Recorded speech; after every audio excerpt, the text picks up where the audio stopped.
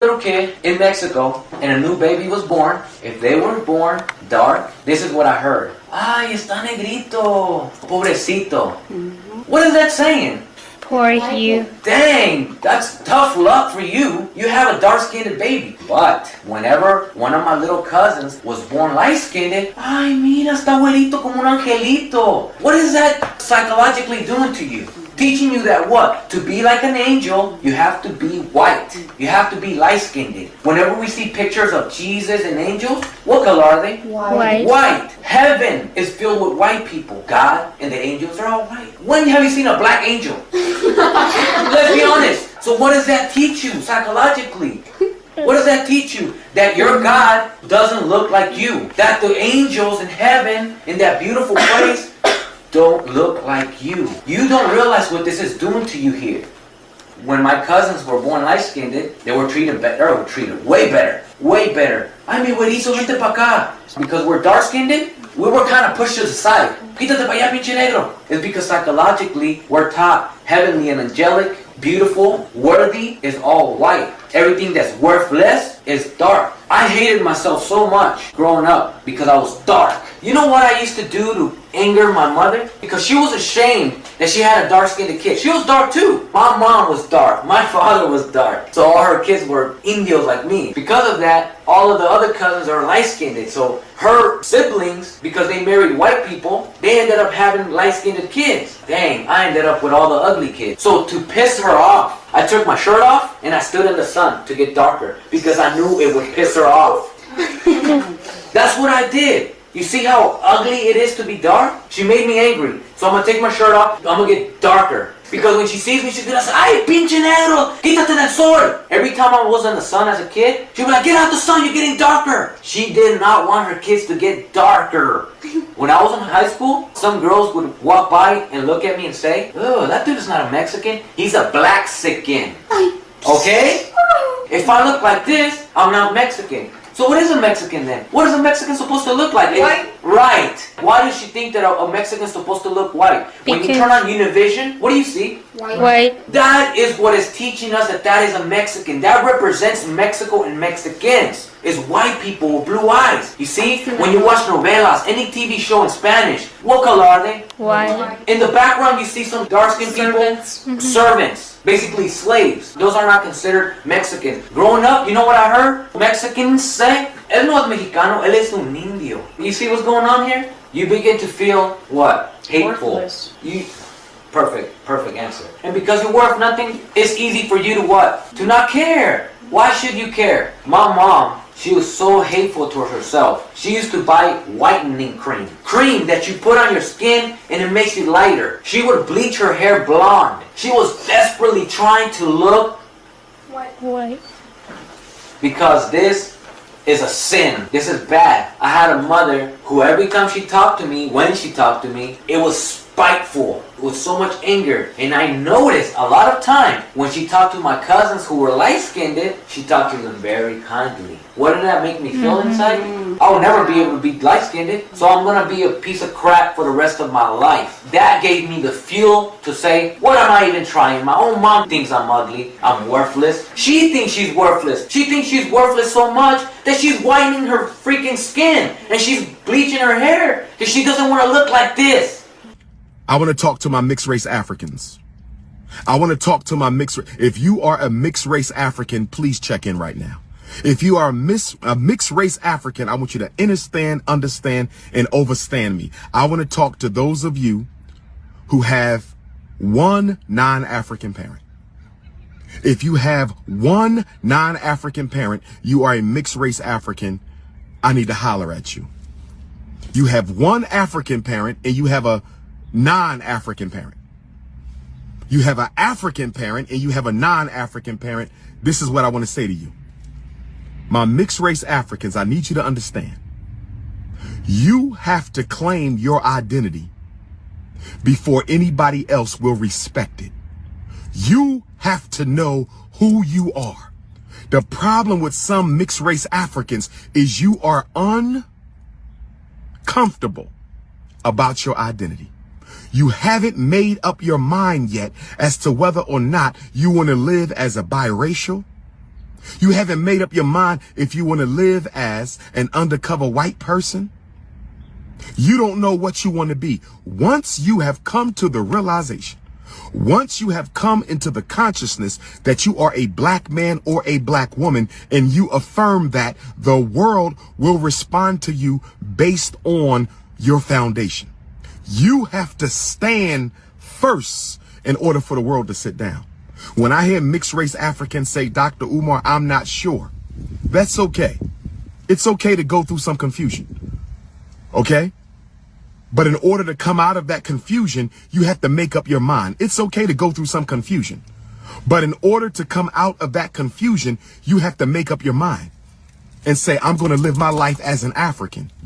And the reason why so many of my mixed race African brothers and sisters, because let me say this, I accept all of you who accept your Africanity, your African DNA, your African ancestors, your African heritage. If you identify as being an African, I have no problem with you.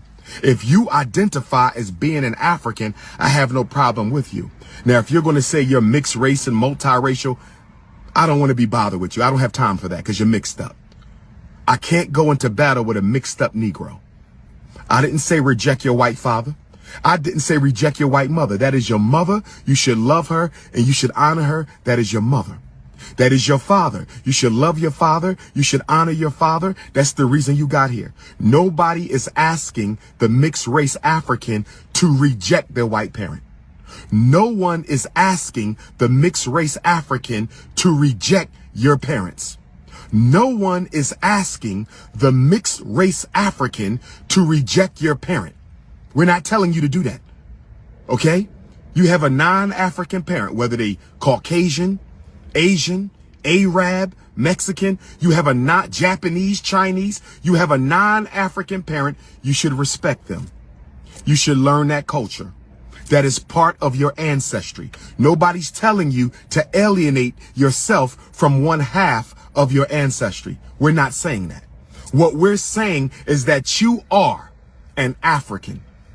The DNA that predominates in your cells, in your body, in your melanin, in your skin, in your hair, in your voice, in your body, that's African energy. You are an African with a white parent. You are an African with a Chinese parent. You are an African with a Mexican parent. The African dominates. There's no such thing as being half white. African DNA dominates. There's no such thing as being half Chinese. African DNA dominates. There's no such thing as being half Latino. African DNA dominates. All we're saying is understand that. Nobody says you can't go to the white family reunion. Nobody says mistreat your white grandmother, mistreat your white grandfather. We're not saying that. But we're saying you need to understand and understand and overstand, my mixed race Africans, that you are an African and you are going to have to check your non-African parent. This can be uncomfortable. You shouldn't have to stop your white parent from being a racist. You shouldn't have to check your Chinese parent from being a racist, but they're going to be that. And you have to let them know that's not appropriate over here. I'm black. Your child is black. You made a baby with a black man. You made a baby with a black woman, and you're going to have to respect me. Let them know who you are. If you can be comfortable around your white family, if you can be comfortable as an African around your white family, if you can be comfortable around your white family as an African, you will be comfortable around your African family as a mixed race African. If you can be comfortable around your white family as an African, you will be comfortable anywhere else.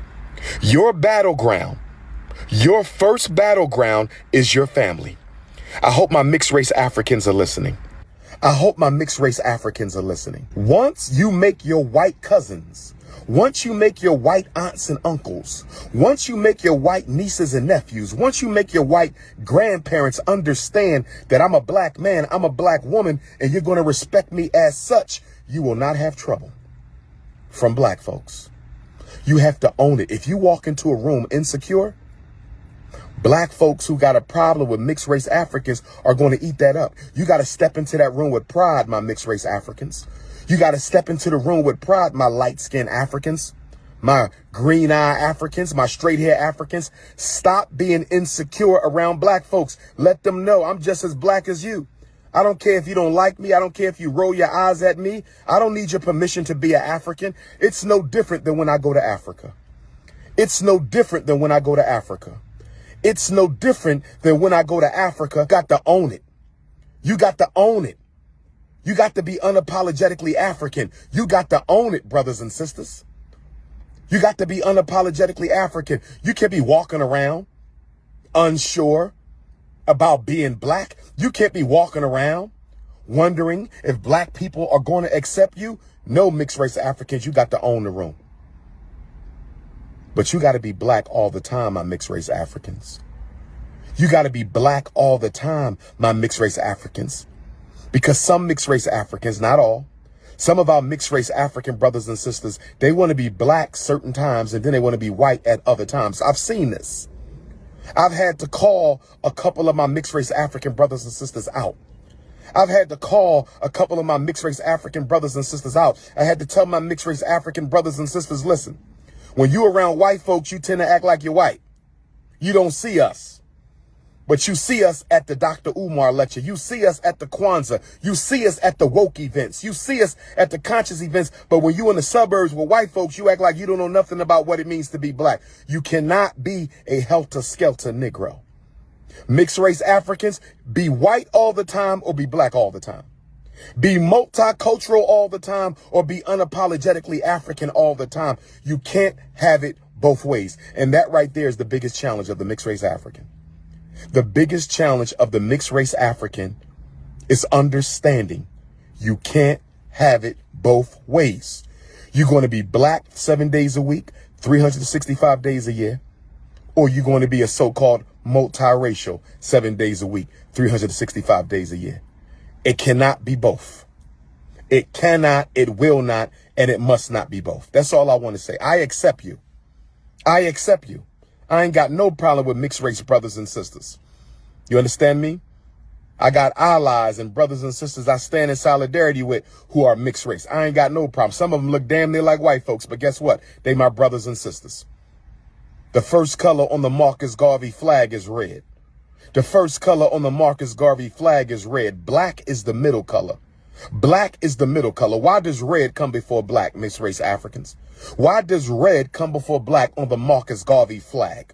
Why is red before black? You know why red is the first color on the flag of Marcus Garvey? You know why red is the first color on the revolutionary Pan-African flag? Because it is the blood that makes you African, not your skin tone.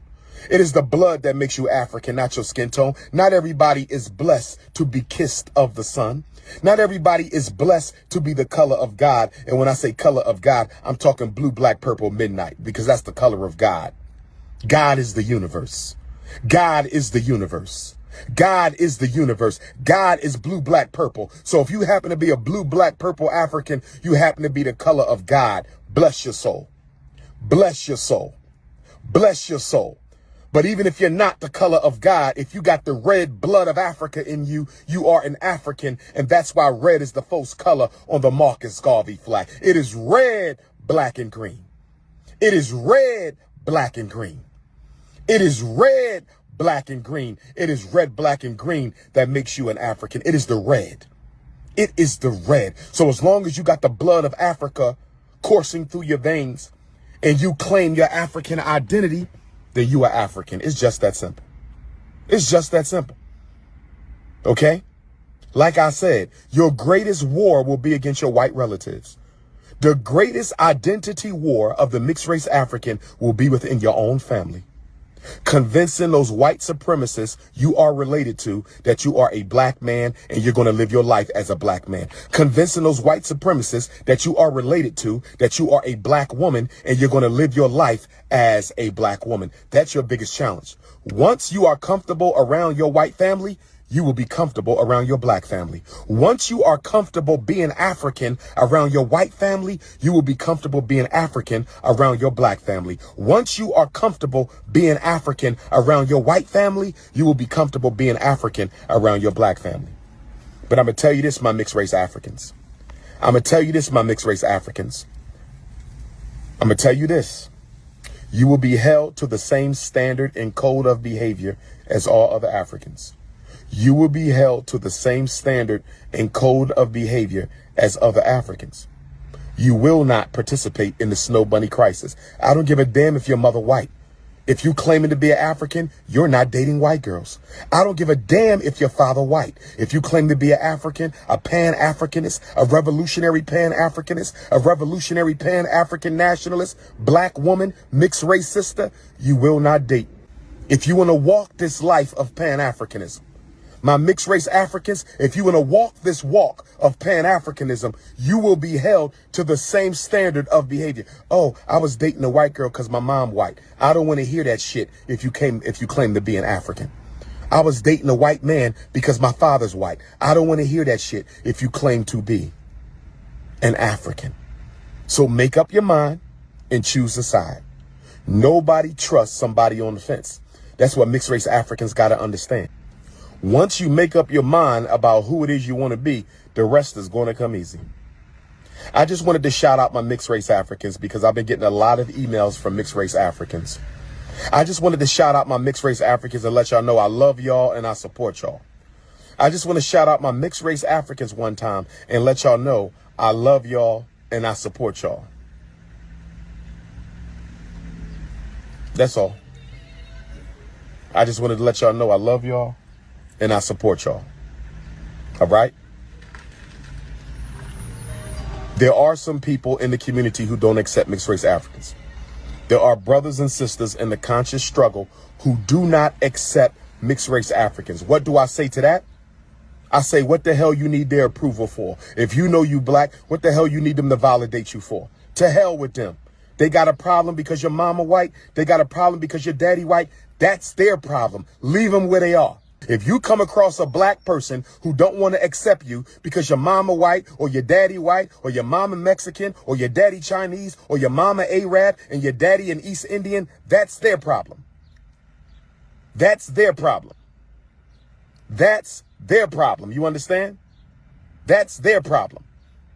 I want you to know that Team Pan-African, I want you to know that every major Pan-Africanist from Marcus Garvey back to Henry Highland Garnett and Alexander Crummell, His Majesty Emperor Haile Selassie, Kwame Nkrumah, Patrice Lumumba, Amilcar Cabral, Bishop Turner, who was mixed race himself.